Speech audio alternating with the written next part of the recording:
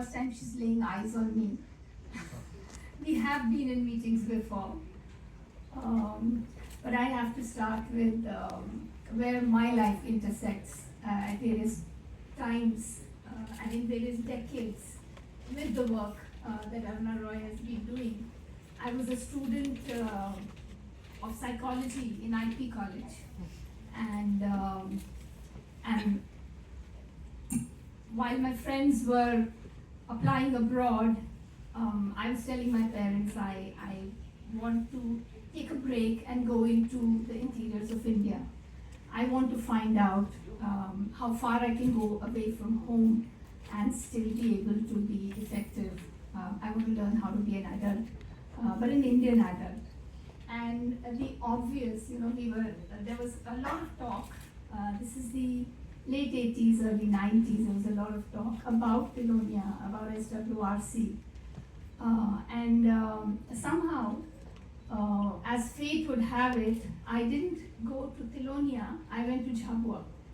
And in Jhabua, working with activists who at that time seemed to be very senior to me, but were perhaps 28 or 29 years old themselves. Amit and Jayashri and Rahul and Subhadra, all of them were connected to Tilonia. They were getting these little stipends from there. They had had some training from there. They would often talk about SWRC, about Aruna and Bankar's work, about how if you want to do anything, Natasha, go there. And I didn't at that point. My work, my life didn't take me there. But I kept following the work. I became a journalist. I became a very, very guilty journalist, full of a certain level of self-loathing, because I thought, oh wow, you coughed out. Instead of working with the people, you're just arriving with cameras to the same homes and getting their story and just going back to tell the story for the sake of your own salary, for the sake of your own career. And often I would meet the same people that I had met during the Narmada Bachao Andolan in various movements around the country, and they would smile at me every time I kind of expressed guilt about what I was doing. And it took me many, many years to begin to see that no influence goes waste.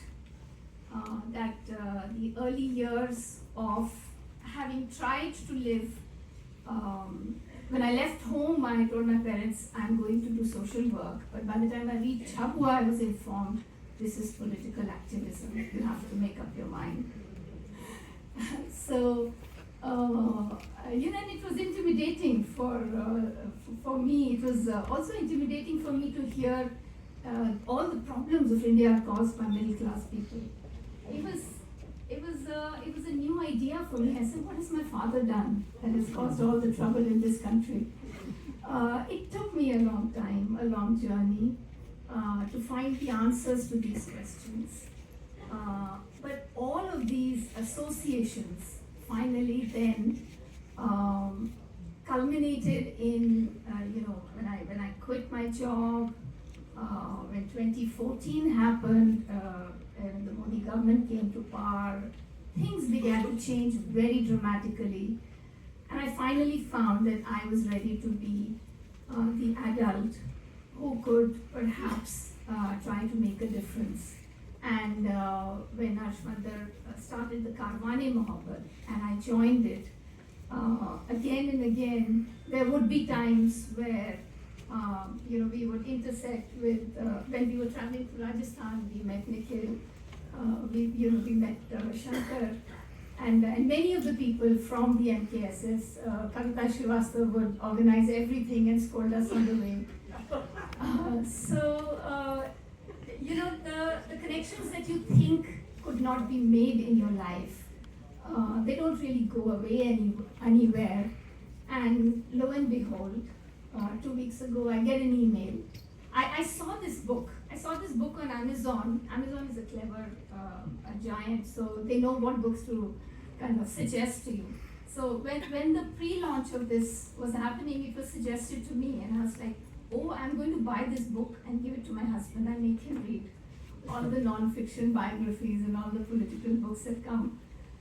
And I didn't buy it at that point, and then I get an email saying the book is being launched in Delhi, and we would like you to be on the panel. And I'm like, I didn't manage to reach Aruna Roy. Aruna Roy has reached out to me, and I must have, all the choices that one has made in one's life must have kind of culminated into this moment where a place that I always wanted to go is now kind of inviting me to be part of it. And the other thing I want to share is that I teach those millennials.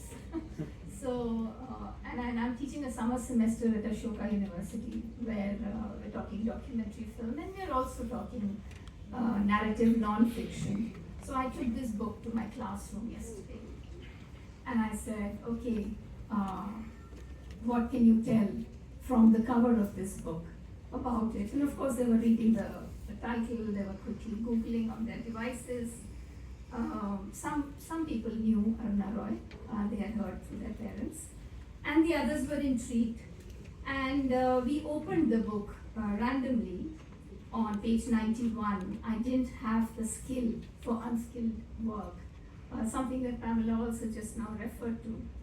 And we began to read Aruna's first person account of trying to do hard labor and discover that there is nothing unskilled about the work that we call unskilled. And it carries on the next page to, astonishingly, the desert is beautiful, but for people living there, it is hostile and unrelenting. And we had read 3 pages, so I said, let's stop and talk about it. And the students said, no, let's read another couple of pages, because we are curious, we are intrigued. We would not have run into this book, we would not have found it perhaps, in our own homes, and we want, we are kind of, they were interested. So I have to say that Aruna, you haven't just been a narrator, you've been a really good writer. Otherwise, there is no way a bunch of millennials, would be so engaged by the storytelling in the book. So that was the other thing I did. What I really was underlining and appreciating as I went on reading this book was how many of everybody's concerns get reflected when Aruna talks about the complexities of activism. When she stresses again and again on the grays, on how political correctness can take you very far away from realities on the ground. And you can't, there isn't always an absolute right as opposed to something else that is wrong. So there's a lot of conversation about confusion, about dissonance, about grace. There's an anecdote about Aruna going to Mumbai. It's much more than an anecdote, of course, for her. She's on her way to Mumbai to address a press conference on behalf of an honest officer, in defense of an honest officer. And she receives the message that her mother is very ill, and she's asking for her. And Aruna talks about it over 2 or 3 pages in this book, about that moment where you're afraid you will be judged, where you know that the work you're going to do is very important work, and yet there's a tug at your heart. You're also a caregiver. Somebody is waiting for you. How will you live with the fact, if you don't reach home in time to meet your mother when she's calling out for you, will you be able to live with that? And it's examples like this, it's lived realities expressed in this way that humanize activism for the lay leader. That kind of give you, I give it away. Aruna chooses to go back. She meets her mother in time, and she talks about how choices are always difficult, and yet one after the other you take them, knowing that you might be making a mistake, knowing that you might be doing something that you might regret. But that's life, and that's the activist life, making choices like that every day. There are two other things I want to stress very much about this book that stood out for me. It's a book about friendships. Aruna's constantly talking about her teachers, not only her teachers, her academic teachers, but those whom she learned from in the field. So she talks about Professor Anandalakshmi, who I then recognized because another friend of mine is also her student, and I've heard stories about her. And the reader is enriched by stories like that. Friendships with Shona, with Sharda Jain, with Northi, Mangi, Bilan. So people she's meeting in the field, people she has gone to college with, people she knows from the big city, and how everything that is being done is actually a collective, and that collective relies on friendships and trust. And I cannot not mention the very joyful afterword written in this book by Nikhil and Shankar. There's a tone, you can hear them laughing and kind of jibing each other as they're choosing what sentence to put one after the other. And that little math that Nikhil has done, about 8 years between us. Shankar is 8 years older than Nikhil, and Aruna is 8 years older than Shankar. And it means something to them.